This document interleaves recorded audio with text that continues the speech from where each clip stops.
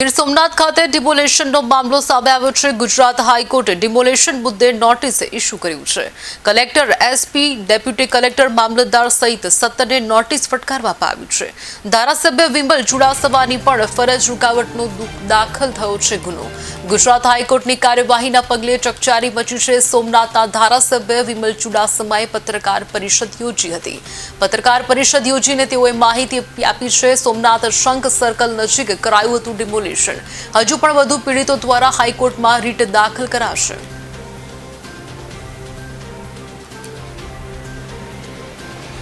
તો નામદાર ગુજરાત હાઈકોર્ટમાંથી એક મહત્વપૂર્ણ નોટિસ ઇસ્યુ થઈ છે। શું મુદ્દો છે, આખરી શું હકીકત?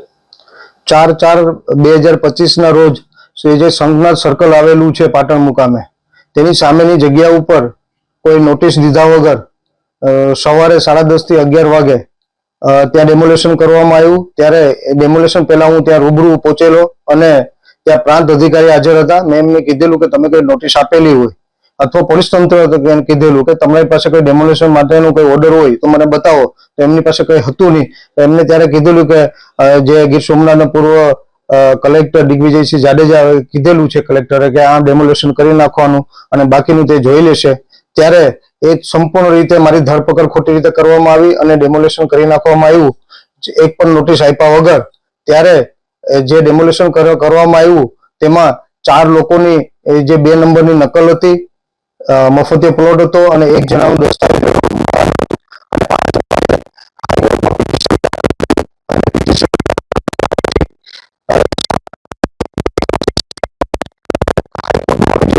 જજ અધિકારી Veraval, LCB PI, PSI LCB Patan PI અને એવા મામલેદાર, સર્કલ ઓફિસર અને બાકી જે કોન્સ્ટેબલ થઈને 14 લોકોને પિટિશન દાખલ નોટિસ કાઢવામાં આવી કે 18/6/2025 સુધીમાં આપણે કોઈ નોટિસ આપી હોય કે કોઈ કાર્યવાહી કરી હોય તો આપ લોકોને ત્યાં સોગંદનામું રજૂ કરવાનું રહેશે।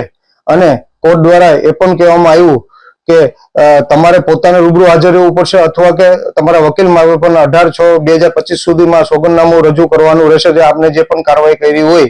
અને ત્યારે જ્યારે દલીલ ચાલતી હતી ત્યારે જજશ્રીને મારા વકીલ દ્વારા BM મંગુકર સાહેબ અને બેલાબેન પ્રજાપતિ દ્વારા એમને મંગુકર સાહેબે એમને જજશ્રીને કીધેલું કે આ લોકોને કોઈ નોટિસ દેવામાં નથી આવી અને નોટિસ દેવામાં નથી આવી તો ત્યારે જજશ્રીએ કીધું જો નોટિસ દેવામાં નહીં આવી હોય તો સુપ્રીમ કોર્ટનું ઉલ્લંઘન પણ કરવામાં એ લોકો આવેલું છે અને આવી રીતે જો એને કોઈ નોટિસ આપ્યા કે કોઈ કાર્યવાહી કર્યા વગર આ ડેમોલેશન કરવામાં આવ્યું છે તો તેમને પોતાના ખર્ચે સ્વખર્ચ ભોગવવાની તૈયારી રાખવાની રહેશે।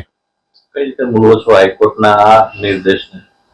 હાઈકોર્ટ ઉપર અમને સંપૂર્ણ ભરોસો છે કારણ કે મફતિયો પ્લોટ એ સરકાર દ્વારા આપેલો છે। દસ્તાવેજવાળું મકાન તેમનો હદ અને અધિકાર છે અને બાકીના પણ હજી પણ બાકીના 2 નંબરની નકલો પણ છે। અમે વધારે પણ જેટલી 2 નંબરનો કે મફતિયા પ્લોટોને જે કાગળિયા નીકળશે એમની પણ હજી પણ હાઈકોર્ટમાં પિટિશન દાખલ કરવાના છે અને બિનકાયદેસર હશે તો એની પણ પિટિશન દાખલ કરવાની છે કારણ કે કોઈ કાર્યવાહી કર્યા વગર આ કરવામાં આવ્યું છે।